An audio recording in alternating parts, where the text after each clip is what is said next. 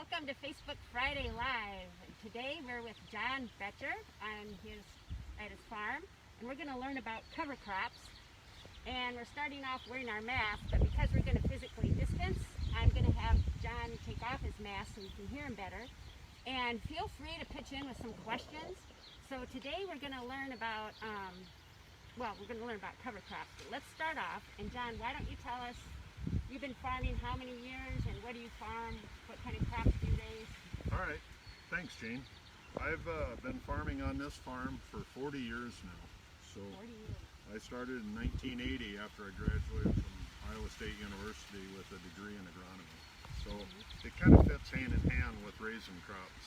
And I've done a lot of learning since I got out of college on how to manage everything. You haven't done cover crops the whole time, right? No, I've only done cover crops about the last 6 or 7 years. 6, 7 years. So let's talk about, how did you farm before cover crops, and then how did you get started doing cover crops? So a little over 20 years ago, I switched to strip till and no-till. I strip till my corn and I no-till plant my soybeans. So for listeners that might not know what strip till or no-till is, strip would be? Well, in strip till, we use a specific piece of equipment to put fertilizer down in strips in the fall. And we use GPS guidance to plant again right on those strips the following spring. So you're not plowing up the whole land, you're limiting we the only ground we only till up about a 6-inch strip out of a 30-inch row. And that 6 inches we try to plant right on. We put our fertilizer 5 to 6 inches down in the ground, and then we plant over the top of that just 2 inches down, so the corn plant can tap right into the fertilizer that we place below it. And then you're minimizing the soil disturbance and the erosion. We're maintaining the residue on the surface to help with erosion control. And so the residue would be like the dead leaves from the previous soybeans or even the prior year's corn crop. So, and then we started incorporating cover crops about 6 years ago on a small scale, and we've grown to the point where we're in the Big Spirit watershed, and so they have some financial incentives to cooperate on a bigger scale. So now we seed cover crops on probably 90% of our acres. That's terrific. So you mentioned strip till, and then you did no-till, but we didn't define no-till. No-till is where we do no tillage at all. And so after we harvest a crop of corn, we have quite a bit of corn stalk residue on the surface. And we just go in the following spring with a planter and plant the soybeans right into that residue. The soybeans tend to emerge in a year like this where we had a pretty cool May. They emerge a little slower, but because we got that solid residue mass out there, we preserve some of the moisture for later in the season. So at this point in the season, our soybeans look as good as anybody else's, I feel. These are late planted beans planted in June. The other beans we've got are about this tall already. So then how did you get into cover crops? You were trying strip till and no-till, and then... Bill Northey, the former Secretary of Agriculture, was a big promoter of cover crops, and he's a personal friend of mine. So I decided it was time to maybe take a look at it and try. And I'm always up for a challenge. You're always up for a challenge. Why not try it and see? And we've expanded that to where we've tried interseeding into a standing corn crop, which initially we just flew on cover crops over a soybean field. So they were planted by a plane flying over. Yep. They drop the seed, and then as the soybean leaves fall off the plant, they cover them on the ground, and then they start growing. And what time of year would you do that? The end of August or early September. Okay. So they would be not competing so much at that time. Right. The soybean crop was pretty well made, and they were starting to die down just to hit a harvest. So, and even in standing corn, we'd do that and seed it in the month of September, so that the cover crop has a chance to get established before we harvest the cash crop. So then what would the benefits of the cover crop be then? Well, in the fall time when we do that, we're trying to get a growing plant on all of our acres going into the winter. And if we use cereal rye as primarily what we seed in September, that establishes a root system and grows to 2 to 3 inches in height in the fall. Really? It can provide some grazing material for cattle. But then the following spring, it's already established, and the cereal rye is kind of a biennial crop. It'll grow for 2 seasons. So it takes off the next year. And I've used that on my soybeans consistently. This spring when we planted corn, we had cereal rye about 6 inches tall. And by the time my corn was about 2 inches tall, my cereal rye was above knee height when we terminated it with herbicides, so the cash crop could take off. But that cereal rye at that height holds back some of the weed pressure. Oh, I see. So you don't have to use as many pesticides? Well, I don't have as many weeds to fight. Don't have as many weeds to fight. And actually in my corn crop, because I'm intercropping cover crops, I don't use much for herbicides. So I do save some herbicide expense there, but I've come into a problem recently that most farmers have, in that Roundup herbicide has no residuals. So you can spray it one day and plant cover crops the next, but Roundup herbicide also has many weed species that are becoming resistant to it. And so we've got issues with water hemp getting by our Roundup. So we're going to have to change up our herbicide program in our corn to try to hold down the water hemp earlier in the season. So you're constantly throughout the season trying to manage the weeds, keeping and the sunlight. Yep. But in the fall, when you harvest the beans, the point is that the cover crop is going to protect the soil over the winter. Right. And Help with erosion and help the soil microbes Uh-huh. survive. Yeah. So now let's talk about, like you said, it's not always a win-win situation with cover crops. You said like in certain situations it seems to work better than others. Yeah, cover crops are sometimes difficult to get established. In our operation, we build an intercrop seeder so we could seed cover crops into corn that's about 12 to 15 inches tall. So you weren't doing it by the airplane method? No, we try to get an early established cover crop, but in this field you see here, this is one of our better fields where we plant up to 35,000 plants per acre of corn. And as you look into these rows, there's very little sunlight that gets down to the ground. So even though here on the at the end of the row we get a lot of cover crops, as you move into the corn, the cover crops are pretty limited because there's no sunlight to sustain them. They're pretty spindly. They will survive like that, but then as the corn starts to die down in September, they really start to thrive. And we've had, in thin spots in the corn from water damage the last couple of years, we've had radishes 4 or 5 inches, or turnips 4 or 5 inches in diameter at harvest. So they're doing their job, but with heavy populations of cash crop, it's sometimes hard to really succeed at a good stand of cover crops. So you don't, it's a balancing act between your profitability on the corn and... That's a great way to put it. Earlier you were explaining how some people are doing wider rows between their corn. Well, there's people taking a look at that, and primarily if they have livestock to benefit from grazing the cover crops, and where they plant 60-inch row corn. So this row is 60 inches from that row. So this row wouldn't be here, and then you get more sunlight down into the canopy to help the cover crop succeed. In lieu of this row being here, they take this population and they add it to these other 2 rows. So these rows are planted twice as thick, and these are eliminated. It allows sunlight to get into the canopy. And what I've seen the early innovators doing that are only talking about a 10 to 15% decrease in total yield, but a huge increase in the amount of grazing benefit they get from the cover crops, because their cover crops will be up to the ear height on the corn because of all the extra sunlight they get.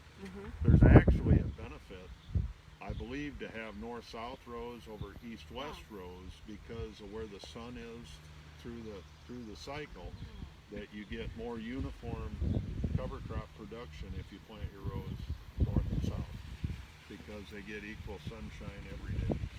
Are you thinking about doing that? I may try a little bit next year. We have a field adjacent to our cattle pastures, and we may try some of that next year. It won't be on a large scale, but Mm-hmm. I think we can block out some rows on our planter without a lot of investment to take a look at it. I don't know how it's going to work, but we'll try. So we were also talking earlier about how cover crops help with soil health, like building up the community of that soil's a living. Organisms. Soil is like a living organism, and there's Yep. a lot of microorganisms in there. And what was it you said earlier? That you said something pretty succinct about the less times you disturb the soil, the better it is for the soil. Well, it seems like the less you till the soil, the higher the residue is at the surface, so it prevents the wind erosion and water erosion and the like. But it also increases the microorganisms in the soil. And having a growing plant, and that was something I got from the Department of Agriculture when Bill Northey was promoting it. The target was to have a growing plant on every acre all year long. Yeah. Well, a cereal rye product is alive and In through the winter? winter months. Even under the snow? Under the snow, the plant is still alive and the microorganisms are. are still coexisting wow. with it. So it's a benefit to the ecosystem under the Of ground. the soil. But we also use the cover crops, and we use a diverse mix, and this is the first year we've used this mix. But the different species help other species exist or flourish, and so that's why we've tried different Yeah, 'cause I blends understand. of cover crops. Yeah, like the roots of the cover crop, some of them have tap roots and some have fibrous roots. Yeah, So Yeah. The like the winter rye would radish be- or the turnip have primarily a tap root that goes quite deep, where annual ryegrass has a real fibrous root system and really infiltrates the top 2 or 3 inches. But other tap roots, they tend to go 2 to 3 feet down. So we had a piece that we planted a year ago, and we planted oats along with our normal seeding mix that we intercrop with. And then that got full sunlight because there was no crop, and we ended up with oats that tall, and we had radishes, turnips, and forage collards that were that high. We ended up, because the government allowed us to harvest those acres, we got on about 15 acres of prevent plant acres, we ended up with 10 big loads of silage. And our cattle are still eating that yet today. They eat it pretty well. It's an adjustment from corn silage, but they do like it.